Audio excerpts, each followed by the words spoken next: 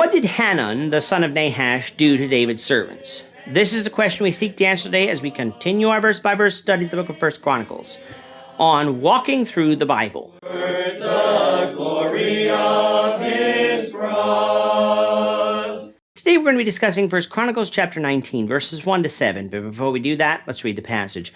If you have a Bible with you, turn to 1 Chronicles chapter 19, verse 1. But if you don't have a Bible, don't worry, just follow along with us on the screen. The version that we'll be reading from is the New King James Version. So 1 Chronicles chapter 19, beginning at verse 1. It happened after this that Nahash, the king of the people of Ammon, died, and his son reigned in his place. Then David said, I will show kindness to Hanun, the son of Nahash, because his father showed kindness to me. So David sent messengers to comfort him concerning his father. And David's servants came to Hanun in the land of the people of Ammon to comfort him.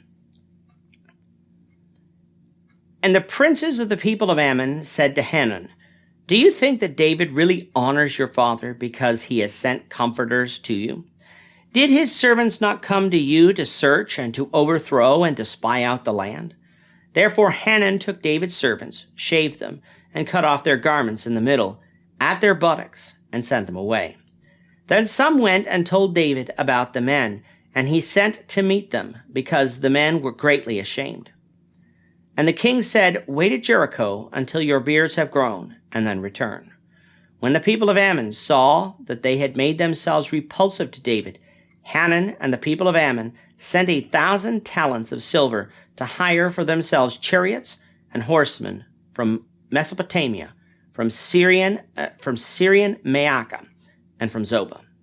So they hired for themselves 32,000 chariots with the king of Maacah and his people, who came and encamped before Medeba. Also the people of Ammon gathered together from the cities and came to battle. In the last chapter, we had the chronicler telling us many of the battles that David had waged and won. It is important that the chronicler give us this information for 3 reasons. The first and most important reason is that these victories showed that God was with David. Now, yes, just because a nation wins a battle doesn't automatically mean God is with them. But in the case of Israel, God's chosen people, when they decisively won battles, God was clearly with them. For the armies of the surrounding nations invariably outnumbered them. The second reason is that it showed that David was a mighty king, that he was able to expand his territory.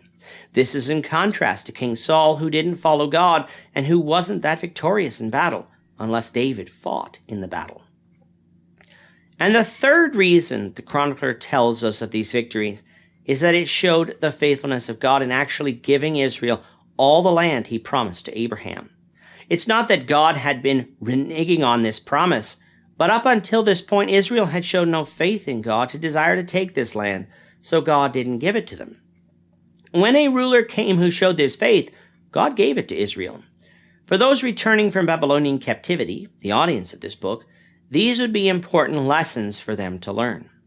Coming to chapter 19 now, and what seems to be going on is that the chronicler is going back in time to expand upon the victories of David that we read of in chapter 18, and to set up the events of chapter 20, for some of the same characters we read of as David defeating in chapter 18 are here in chapter 19 too.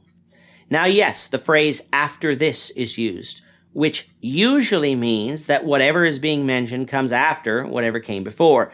But let's remember, chapter 18 ended with a summary of David's administration, not his victories. Chapter 18 verse 14 said, So David reigned over all Israel. Thus, when we read after this, the chronicler could simply be turning to the next event that he wishes to cover, not necessarily the next event in chronological order. And again, he likely did this because you need to better understand this event in chapter 19, as it is a prelude to chapter 20, which in the life of David is going to have some major consequences. So let's not get all hung up on the chronology, and let's delve into what is actually being said. Verse 1 of chapter 19 tells us that the king of Ammon died, and that Hanun reigned in his place. Hanun is referred to as the son of Nahash. Now, even though our study of 1 Samuel was quite a while ago, This name Nahash should sound familiar, for Nahash was the Ammonite king who attacked Jabesh Gilead back in the beginning of Saul's reign in 1 Samuel 11. Now we know that the phrase son of can mean literal son, or it could mean grandson, or simply descendant. So whether Hanun was the actual son of Nahash, we don't know for sure, but seeing as how only 50 to 60 years have passed since 1 Samuel 11, it is quite possible that Hanun is the literal son of Nahash. Regardless, whoever Hanun's father was, that father had shown kindness to David, likely because Saul was against David, and as the saying goes, the enemy of my enemy is my friend. And so, because Hanun's father had showed kindness to David, David wanted to return the favor and show compassion to Hanun upon his ascension to the throne, as that necessitated the death of Hanun's father. In order to do this, David sent some servants to Hanun. This action, though, wasn't seen as an act of compassion by the princes of the people of Ammon, but rather as an opportunity for David to send out spies so that he could soon take the land, for by that time David probably had already dealt with the Philistines and the Moabites. Agreeing with his princes, Hanun took David's servants, shaved off half their beards, cut their garments off in the middle all the way up to the buttocks, and sent them away.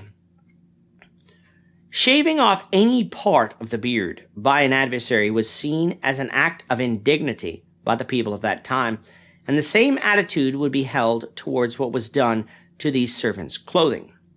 When word came to David what had happened, he came to these men, for they were greatly ashamed to come to him, and David told them to remain at Jericho until their beards had grown back, and then they were to return with him. Then they were to return to Jerusalem.